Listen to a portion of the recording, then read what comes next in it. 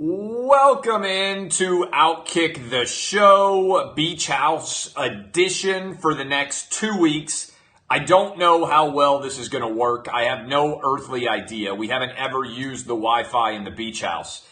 Cautiously, I am optimistic that this is going to work. I'm not 100% sure whether it is or not. But needless to say, I am in Rosemary Beach, down on 30A, location for Outkick the Beach House. It is where I have relocated the show for the next 2 weeks. And if you listen to the radio show, as I know many of you do, we had a little bit of a disaster this morning. I showed up for the radio show in Panama City Beach. I've got a studio down there. And when I showed up, no one else was there. You can go check it on Periscope. I did a live Periscope from the parking lot. Nobody else was at the entire building. My guy showed up an hour late. I had to do the first several segments of the show on my phone, and it was a utter disaster. But it turned into radio gold.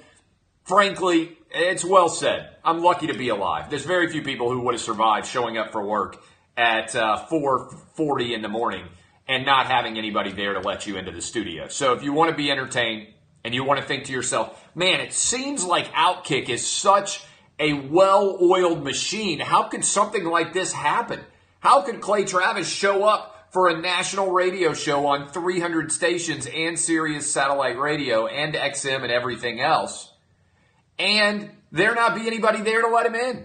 Well, it sounds crazy, but welcome to Outkick, which is not actually necessarily that well-oiled of a machine. But you can go listen to that audio. Encourage you to download the podcast and subscribe. Big Boy, not the Outkick rapper, the DJ in Panama City Beach, did not show up on time. You can find him on Twitter at DJ. You can find him at DJ Big Boy on Twitter, literally BOI, just like Big Boy. All right, thank you. Still grade A radio. I appreciate it. We don't run from the truth. We try to do authentic live radio as best we can, and I appreciate all of your feedback. All right, I am here. Live from the Outkick Beach Place. I am doing this show, as always, Outkick the Show, sponsored by sportsbookreview.com. You can see their logo on the board behind me. If you're looking for the best number, go find it there. Now, not the kind of guy who is going to be a bragger, but I think I tweeted last night it's going to be a bloodbath between the Warriors and the Rockets, and go figure, Rockets lose by 41. We cover by 34 points. It's a cakewalk. Much to get to as we walk down the primrose path of this show. But I encourage you to go get the best number you can on Cavs Celtics tonight, Game 4, live in Cleveland. Go check out sportsbookreview.com for the best possible number you can get there. Also, I am down here.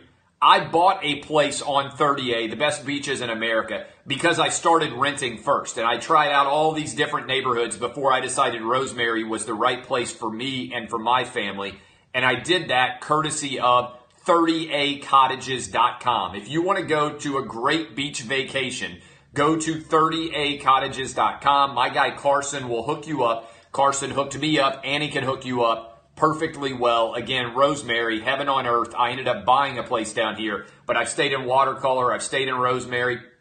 I have stayed in Seaside. I have stayed in Inlet Beach. I have stayed in virtually Watercolor. Did I say it? Water Sound. I've been everywhere down here, and I can tell you that for me and my family, Rosemary was the right pick. But if you want to get a mansion on the beach, go to 30acottages.com. Mention me or Outkick, and you get 10% off of your summer vacation stay there. Also, I know I got to do a lot of ads now because we're making so much money on this show. Everybody's coming to me and saying, hey, we want to advertise on your show. I'm here to tell you right now, my guy Ryan Kelly, if you've got an expensive family vacation coming, or you just paid a big tax bill and you need to save some money, do you know how much property values have gone up in the past several years? The rates on mortgages have started going up, but a lot of you have credit card debt, and you're not making the smartest financial decision you can. If you own a home and you have credit card debt and you can't afford to pay off your credit card debt right now, you need to go to thehomeloanexpert.com right now. They'll get you a new mortgage rate, and they will allow you to cash out and pay off all of your credit card debt and take advantage of the equity you have built in your home thehomeloanexpert.com. Let my guy Ryan Kelly take care of you. All right, let's give you a rundown on what's going to happen. The WWE Smackdown headed to Fox, $1 billion deal. I hope you bought WWE stock like I was telling you. I'll break down what exactly that means, what it means for the WWE, what I think it means for Fox, more there. The Warriors, they throttled the Rockets. I hope you listened to your boy and took the Warriors -7 last night. If so, you covered by 30 points. Vegas is headed to the Stanley Cup final in hockey. Is that good or bad for the NHL? We will discuss. We got the royal wedding that happened. I watched it. Who you got? Have you got Kate or have you got Meghan in the hottest royal princess breakdown? I will tell you about watching the royal wedding. What I picked up on, more people watch the royal wedding than will watch any NBA game this year, any college football game this year, any Stanley Cup game this year, any Major League Baseball game this year. More people watched the royal wedding. Jemele Hill, who called Donald Trump a white supremacist, has somehow been awarded with the Journalist of the Year award by the National Association of Black Journalists, Commentators, the NABC. I don't know what that stands for, but I believe it's black journalists in general. What has Jemele Hill actually done other than make an unfounded, false, scurrilous accusation against the sitting president of the United States? She hasn't conducted any actual journalism. She just shared a misguided, unfounded, undignified, and indefensible opinion of the president of the United States that's predicated on nothing in actual fact. And as a result, she's being awarded for it. Welcome into the far left-wing sports media where truth doesn't matter. All that matters is your opinion, and that your opinion be as far left-wing as it possibly can be. Finally, Johnny Manziel is headed to the CFL. What do we think about it? Where do we think it will lead? And what's the overall impact going to be? We will hit all of those stories and more. But we begin here with Smackdown to Fox. Big news breaking this morning. The first person I saw with it was Darren Rovell at ESPN. The Hollywood Reporter has since plugged in several of the details surrounding this news. If you are a WWE fan, or if you're a WWE fan or shareholder, or maybe you're both like me because your kids love the WWE and you own shares in WWE, I hope you made a smart financial decision and listened to me and bought as much of this stock as you possibly could afford, because it's approaching $60 a share now, up another 15%. Hollywood Reporter reporting that Fox is going to pay nearly $1 billion for WWE Smackdown, and that they will move Smackdown to Friday afternoon. Friday evening. That means that Fox's primetime lineup for fall of next year will be Thursday night NFL football on Thursday, Smackdown on Friday, college football, Big 12, Pac-12, Big 10 on Saturday, and then the NFL on Sunday afternoon. Also, they'll have the World Series in the fall. Fox is making a big bet on live original programming that can't be DVR'd. Most of the time, these shows are DVR proof because you want to watch them live. If Fox's assets sell to either Comcast or Disney, there's currently a battle going on. New York Times has a front page of business, I believe it is today. I read it online. I haven't seen it. A front page of their business section article about Comcast versus Disney for the Fox assets. But they will be moving SmackDown to Friday evening. They'll be making it 3 hours long. And my understanding is it will still be a 3-hour live show. Raw will stay on USA Network. If you haven't gotten this news already, you're getting it from me. But news broke earlier. Hollywood Reporter with all of the details that Fox will be paying over $200 million a year for SmackDown. I'm not sure whether there's any other assets that'll be going to FS1, but this is a big deal. Again, I think what it represents more so than anything else is what new Fox could embody. And if you're out there and you're thinking, what in the world is Clay Travis talking about? I'd encourage you to go back and listen or watch to some of my podcasts or Facebook shows about the battle for 21st century Fox assets that's currently going on between Comcast and between Disney. But in basic fact, both of these companies are trying to acquire the 21st Century Fox movie and television studio. They're also trying to acquire 22 regional Fox Sports networks, Nat Geo, FX, several of the cable properties.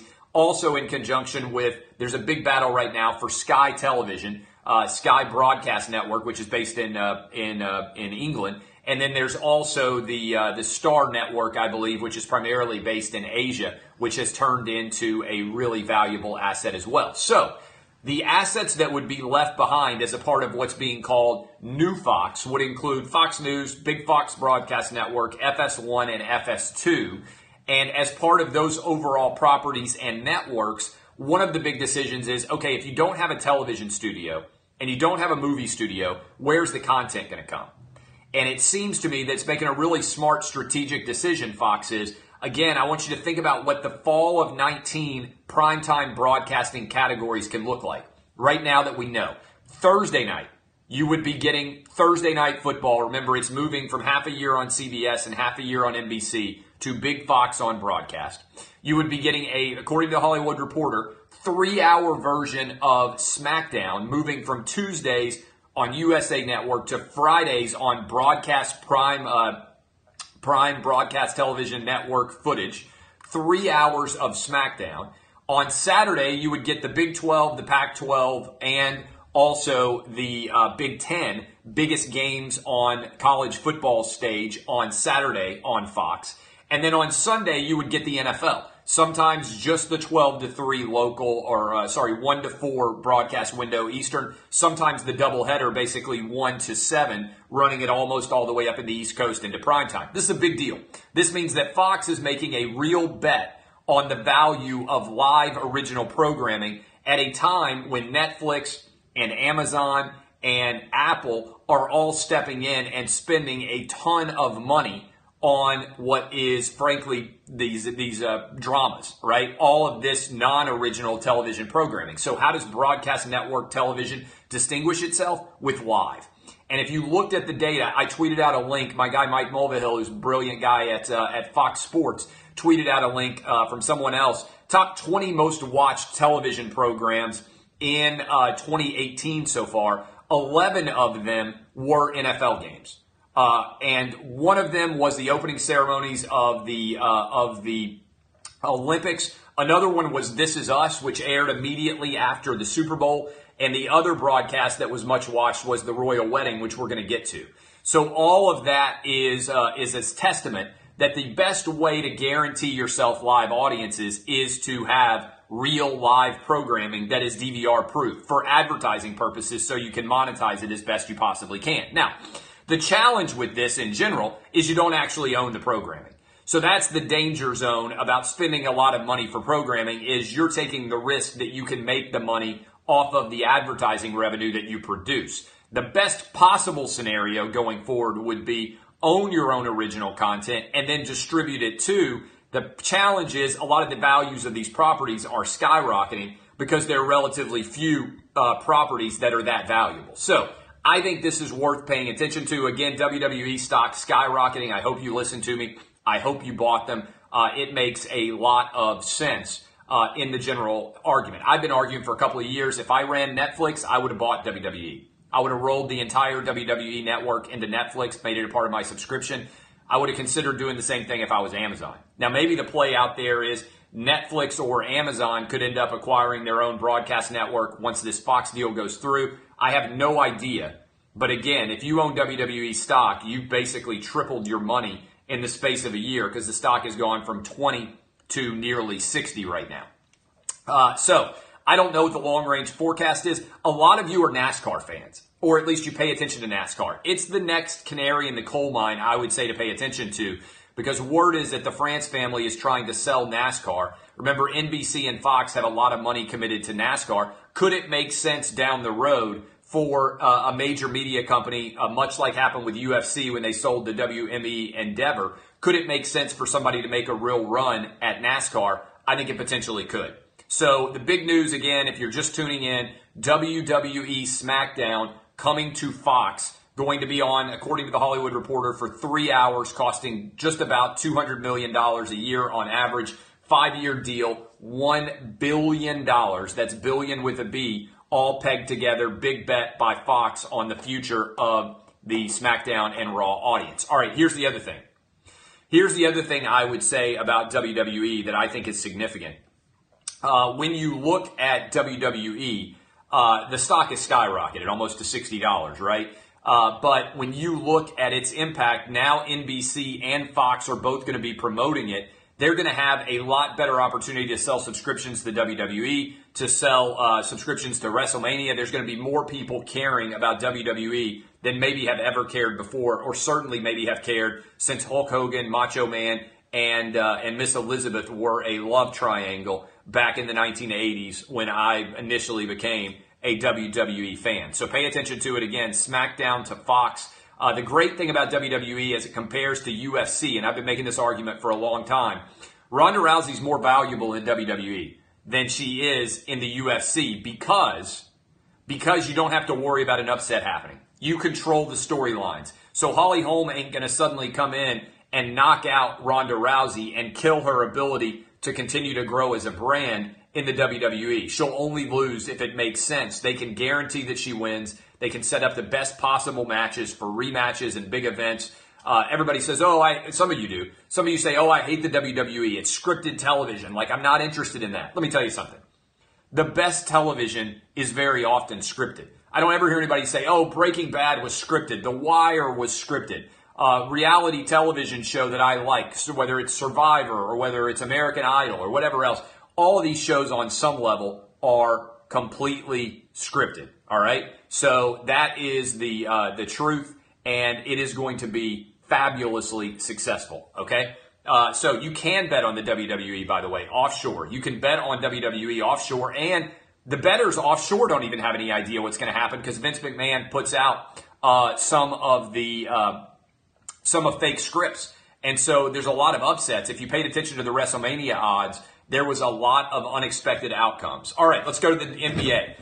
The Warriors, I just managed to knock my sound off. Like I said, I'm live from the Outkick Beach Mansion here and may have a little bit of snafus every now and then. The Warriors dominated. The Warriors absolutely dominated the Rockets last night.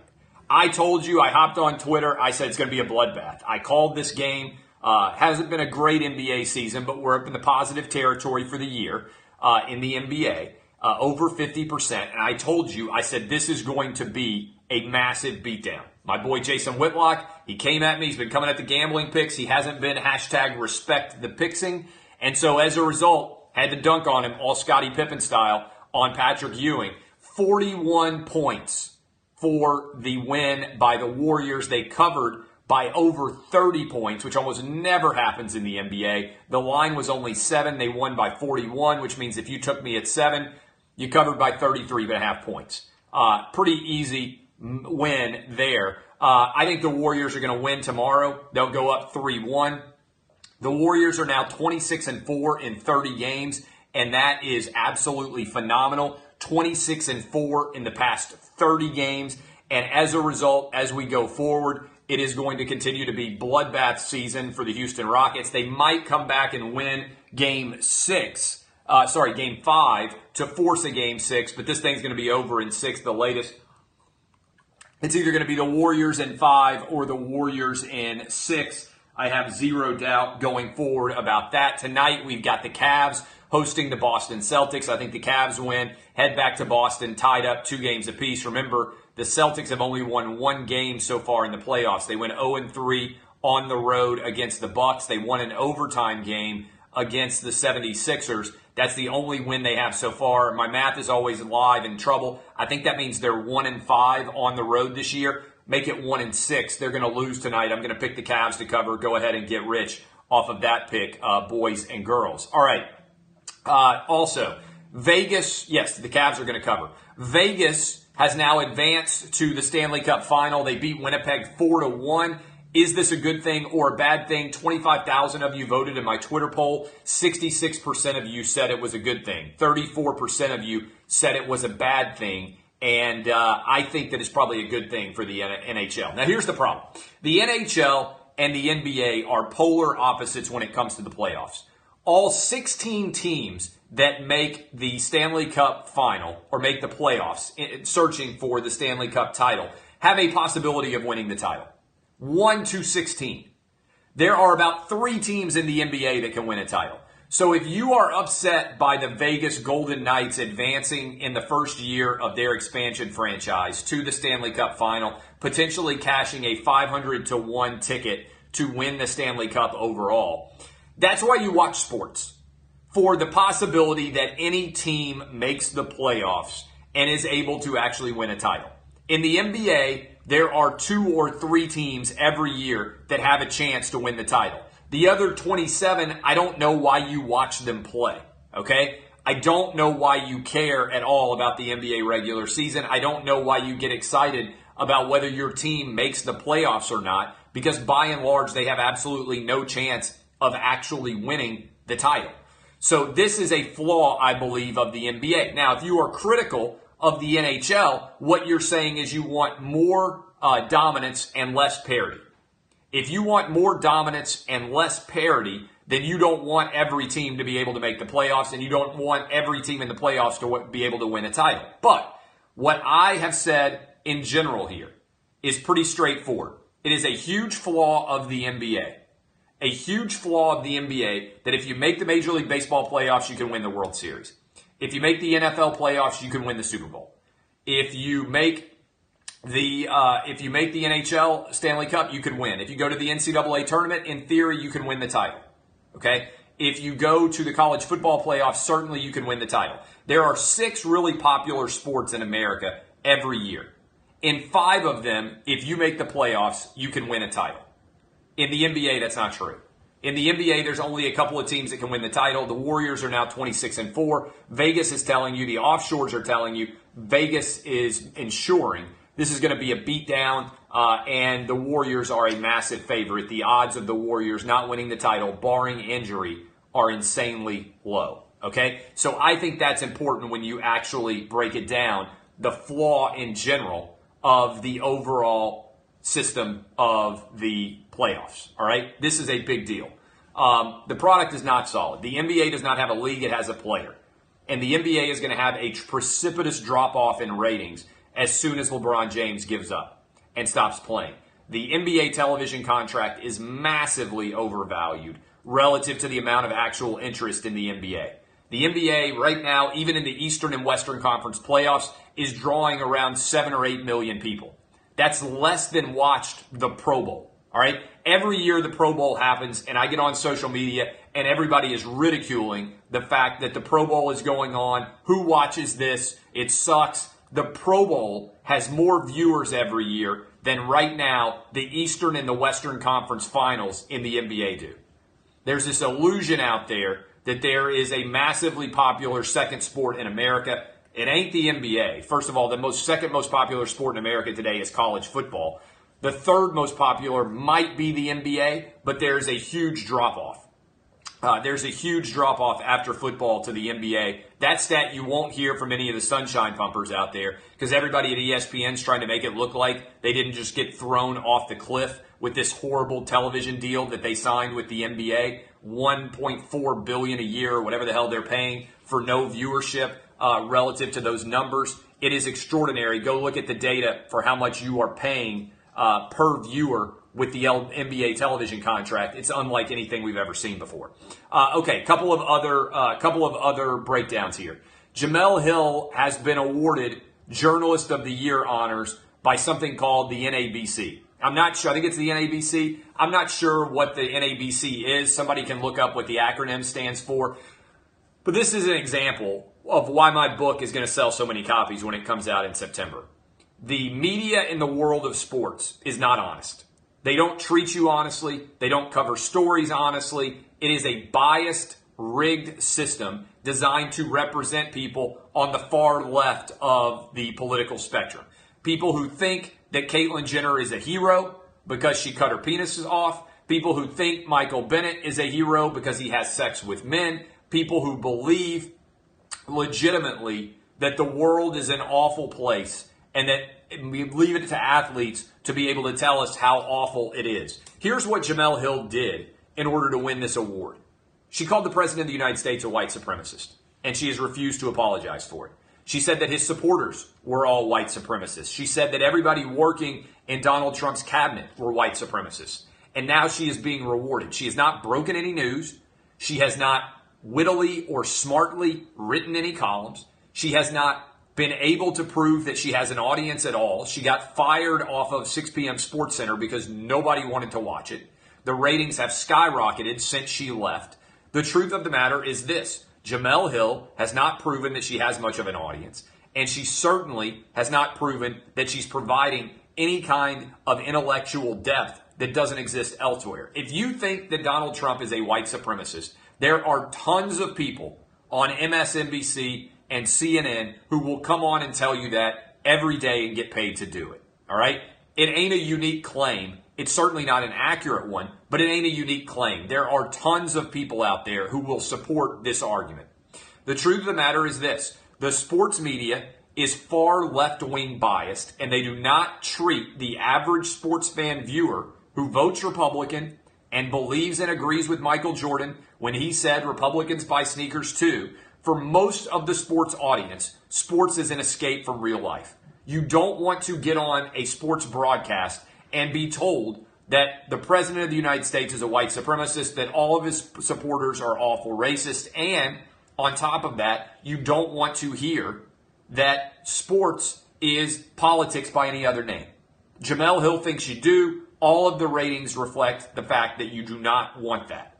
It's not surprising to me that the NABC would decide to honor her because this is reflective of a larger context. This is great, all right? Do you know what percentage, according to the Big Lead, do you know what percentage of sports media members voted for Donald Trump in the 2016 election? He got basically half of the vote, won 38 of the 50 states. Do you know how many people out there in sports media voted for Donald Trump? 4%. 96% of the sports media voted against Donald Trump, according to the Big Lead survey. 96%. If you want to mix sports and politics, that's the data point that nobody talks about that I think is insanely valuable. The vast majority of sports fans voted Republican. 96% of the sports media voted for Hillary or Gary Johnson. Now, I'll put myself in this position. I voted for Gary Johnson. I didn't vote for Donald Trump. I'm straightforward about my voting history. I voted for the Libertarian candidate. This, to me, is wild and crazy. I can't believe that this is where we are as a country, that Jemele Hill is receiving an award. It's unbelievable. All right, I watched the royal wedding. I watched the royal wedding because I was down at the beach place. My 3-year-old comes in and wakes us up really early in the morning. I flipped it on. Got to go with Kate versus Meghan in the ultimate modern day Jordan versus LeBron. Which princess have you got? You can vote on Facebook. Which is hotter? 52 to 48. 25,000 of you voted. This was nearly a dead heat. 50 to 50. We talked about it on the show. Nearly a dead heat. Wild that we end up with nearly 50-50 on the breakdown. I watched the royal wedding. If you are a single man, you should have invested an hour into watching the royal wedding because it would lead to hours of extra sex for you, because every woman between the ages of 16 and 40 watched at least some of the royal wedding. I'm telling you, every woman of prime childbearing age watched on some way. If you are a man, ages 16 to 40, and you are single, and you did not watch the royal wedding, you lost a tremendous opportunity to have a great go-to line anytime you want to talk with a woman at a bar and try to impress her with how much of a societal interest you have and the fact that you watched the royal wedding. I'm telling you, just steal this line.